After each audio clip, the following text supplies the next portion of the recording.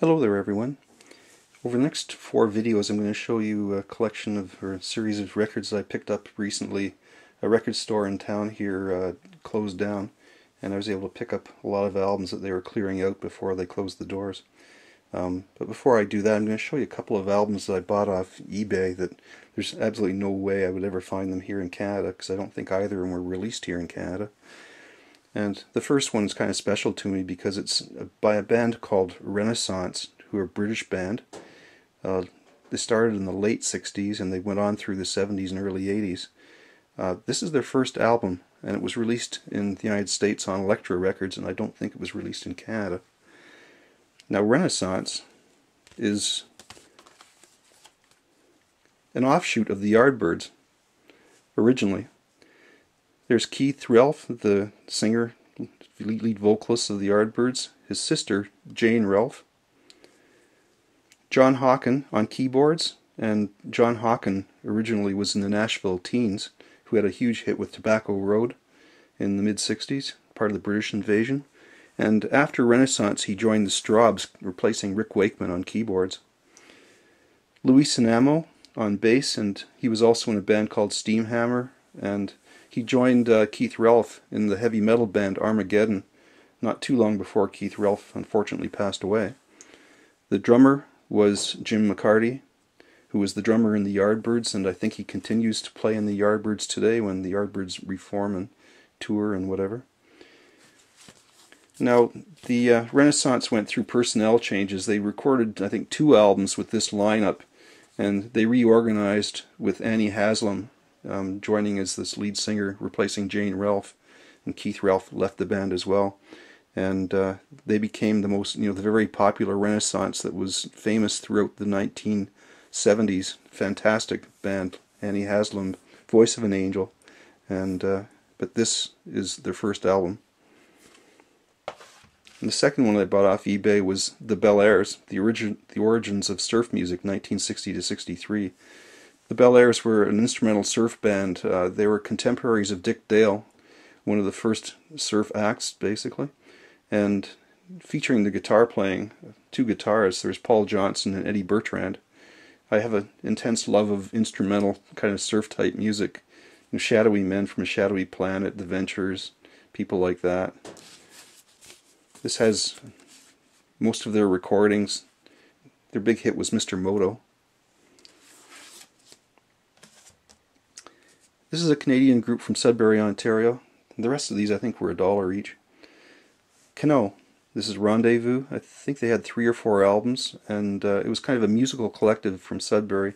They do a few French tunes, kind of folky kind of stuff, but quite nice. And I think they might still be together. Another Canadian group, FM, City of Fear. They're from Toronto. 3-piece, and I think it was Ben Mink on violin. And I think his alter ego was Nash the Slash. It's kind of progressive music. Very good.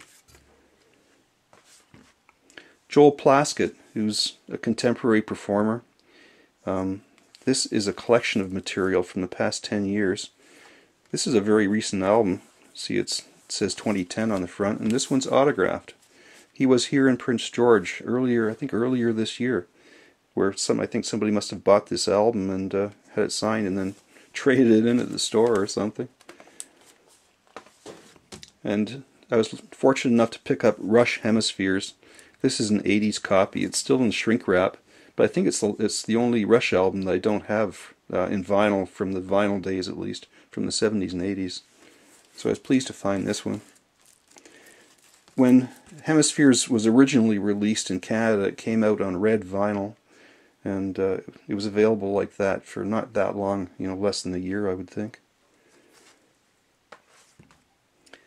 This is a British or Irish group, and I don't know a lot about them, but it's a group called The Alarm, the album called Strength. It's on the IRS label. A couple jazz albums here.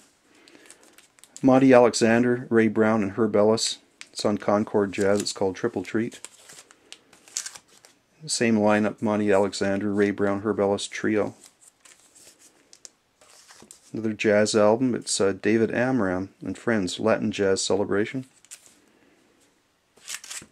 This is an electronics album of some kind. It's called Atlantis Revisited. The Electronics Music Research Group, I think it's from around 1972. Brian Auger's Oblivion Express, Heartaches. Brian Auger was a Hammond keyboard player who got into other keyboards in the 70s, and he had the Oblivion Express kind of jazz, a bit of fusiony jazz. Anything by the Beach Boys I'll pick up. I didn't have this compilation, although I'm sure I have all the material. It's Beach Boys 20 Greatest Hits on TV Records. This one's a little bit related to the Beach Boys as well. It's called The Big Guitars. Billy Strange, Howard Roberts, and Glen Campbell. It looks like a folk instrumental guitar type of album. I haven't played this yet. But Billy Strange, Howard Roberts, and Glen Campbell, I think they all played on, at different times, they played on the Beach Boys records as studio musicians. This is a double album called The Best of Blue Note Jazz, the finest in jazz since 1939, and the recordings in this double album are mostly from the 1950s and early 60s. It's kind of compilation. Bill Bruford, Master Strokes, 1978 to 85. It's a compilation, kind of a greatest hits type thing, I think. And Bill Bruford was the drummer in Yes, early Yes, and he left and joined King Crimson after that and did some solo work too. This is another jazz album. It's called the Al Bruno Quintet, Volume 1, and I picked it up because it has a lot of 60s tunes on it, like The Look of Love, Sunny, What Now My Love. This is probably the oldest record I picked up. It's Swing Around Rosie. Rosemary Clooney with the Buddy Cole Trio. It's in stereo on Coral Records, and I think it's probably from around 1958.